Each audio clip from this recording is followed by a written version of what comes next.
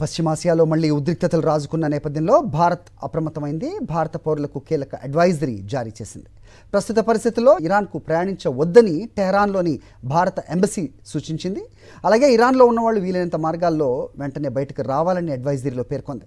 ఉదయం నుంచి Israel, Iran పరస్పర దాడులతో మిడిల్ ఈస్ట్ మళ్లీ రణరంగంగా మారింది.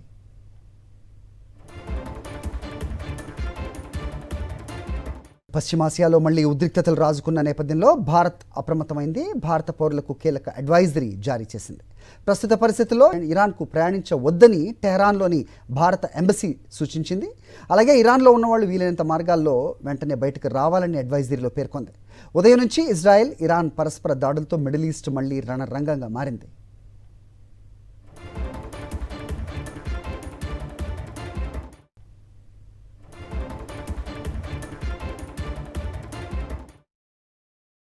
మరిన్ని అప్డేట్స్ కోసం ఛానల్ ను సబ్స్క్రైబ్ చేయండి. నోటిఫికేషన్స్ కోసం బెల్ ఐకాన్ పై క్లిక్ చేయండి.